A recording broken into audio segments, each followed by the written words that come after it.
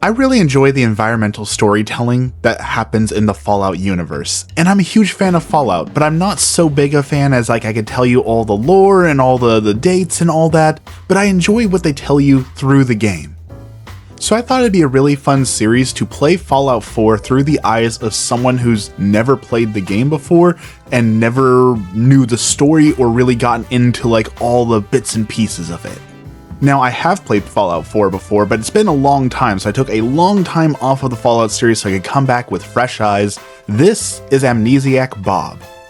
I am skipping the main story and I'm playing it as what if this vault dweller, or I guess frozen guy, just came up to the surface and couldn't remember a single thing about the world. If he knew absolutely nothing about the world he lived in, what could he learn just from interacting with people and interacting with what the developers have put around us to see the environment?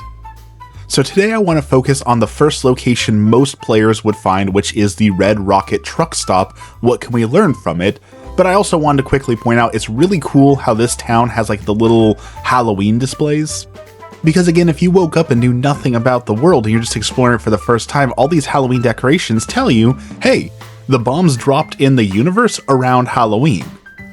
Which I'm sure as a Fallout fan you're aware of, but as someone who skipped a lot of the story and doesn't remember a lot of it, I couldn't tell you when Fallout Day was. I'm not that great at the lore, and obviously I'm not that great of a fan, but it tells you a little bit about the world, even if you're not paying attention to anything else.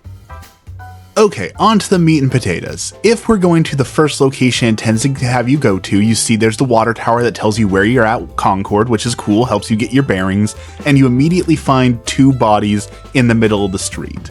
And this tells you one great thing that you may not know if you know nothing about the game and nothing about the world, because at this point, all you fought is like radioactive bugs. You might think, okay, well there's radioactive monsters everywhere, but that's it. But this shows you the world is a very dangerous place. If there's just random bodies littering the streets, you know that no matter what, there is going to be danger somewhere.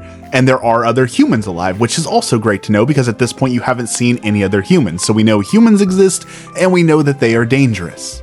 And then when we get to the coolant station, we're going to get two things immediately. One, we get our first companion, Dogmeat, that everyone loves, but we also get this little sign out front of it that shows you the coolant prices before the bombs dropped. And we can see those prices are pretty darn ridiculous, which helps us to know inflation was out of control before all of this happened, which is, again, a really cool part of the lore building of the world. Before the war, you know, people were scared, you know, inflation exists, there's a lot of problems in the world, so seeing that is like a really cool, just detail. So you meet Dogmeat, you see the coolant prices, and you find like the first place that's kind of a good base, right? It gives you all the essential crafting stations. It's clear the developers intended this to be the first place for you to really like settle down and be able to play with like the crafting and do all those things. That's great from a development standpoint. Like you just started the game and now you're kind of learning how you can craft and how you can repair things and all the different things you can see. The environment looks great, but then when you go into the back room, you find this really cool computer and it introduces you to the idea of looking through the files to learn about the world, but also learn little interesting tidbits. I tried to listen on the ham radio, but nothing came through the ham radio. I was kind of hoping to get a transmission, but nothing. Interestingly enough, there are mole rats that'll attack you, but they only attack you when Dogmeat spots them, which is another cool thing you'll see right here. As I go to activate the computer, you'll see the little thing that pops up that says, dog getting attention whimper. So it gives you a little bit of introduction to what Dogmeat can do for you, but more importantly, we'll talk about the mole rats in just a little bit. So here's the computer, so you can pull up the random different files and you can read a little bit about the new equipment, the Rosa restoration. And that's really cool because you can find Rosa's mailbox almost as soon as you start the game. So it's kind of a cool way of calling out like, hey, this is where you were. This is one of the people in the world. And if you look up the wiki for this, you'll see that there's a lot of information about this character that's been cut, but this still made it in. It was really cool to see things about Rosa when you first saw that mailbox earlier. And then here's the big one. You get this letter to Jim about taking care of these barrels before the inspectors are coming first thing in the morning to hide them in the cave with the others, and you learn that there's some sort of cave somewhere around here. Now, even if you had just skipped over that, what's really cool is these mole rats will now pop up now that Dogmeat has found them, and the mole rats are coming from somewhere underground, that's just how they work. but it's also a really clever way of telling you that there's something else important here. There's a mole rat den underneath the area, and they're radioactive because there is radioactive stuff being put underneath the cave, which ties into a little bit of stuff we'll talk about later. Now, before we go into the cave itself, there is one more cool thing about this location I want to talk about from the surface level. And that is, if you come up here to the side of it, to the left of the location, there's like a little vacuum sealed thing of caps, but importantly, there's a chair here with a toolbox, and the chair is pointed directly at the Red Rocket Station.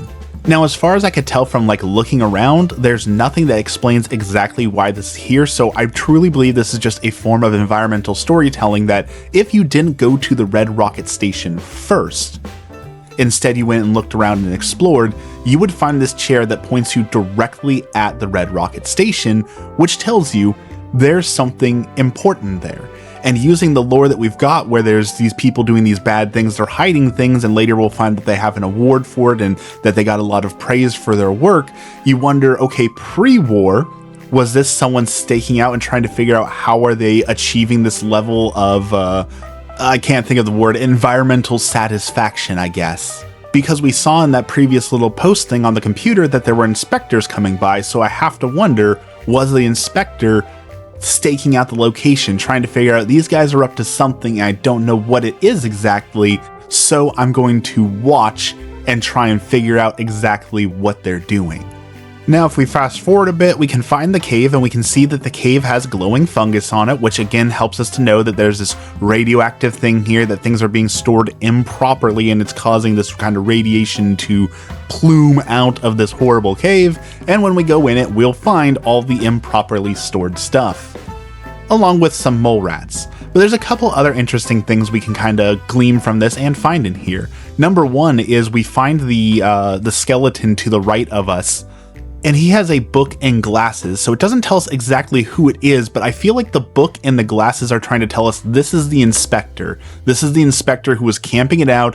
They found him sneaking around, camping them out. They found out that they were found out, so they had to take care of business. You also find this fusion core here, and this is where all the radioactive stuff is coming from. Fusion cores are very important in the world and worth a lot of money. So it's possible that that's the reason why this place was being staked out, is someone knew that there was something valuable here, so they're staking out to come and do that. It's very possible that's what they're trying to tell us. Some of it's open to interpretation, and that's a really good part of the game too, that you have a chance to interpret things for yourself. Now, while I was yapping, this flashed on the screen. This is the award you can find that says that you win the Trash Busting Award for the year-to-year waste reduction by a single store, and ironically, respect for the environment is an integral part of our corporate image, so it gives you a little bit of the humor of the Fallout world that, hey, you win this award for respecting the environment, and you find out, of course, that they did not respect the environment, and that's why there's all these problems here, is because they're dumping nuclear waste all over. I just thought this was a really cool location to talk about. Granted, some of the information just outright tells you, so it's not like you're some sort of genius to figure this out, but finding the little neat things like this place was being staked out, you find the body of what I believe to be the inspector hanging out, it tells another story within the story, and it really helps to help you understand the world, even if you're not paying attention to all the things. Like, if you didn't look at the computer, or you just like clicked through it and didn't read any of it, you could still glean some really interesting parts of the story without fully reading it, just by experiencing what you see. And Fallout does this all throughout the world, which is really impressive because it's a really big world filled with tons of like pop culture references, really interesting environmental storytelling. So I'd like to make this a series and talk about other locations that are cool. So if you have some cool locations like this, let me know down in the comments down below. And if you enjoyed this and want to see more of it, also tell me that, because I'd like to know if people are interested in this. But this is all I have for today, so thank you as always for watching, and have a blessed day.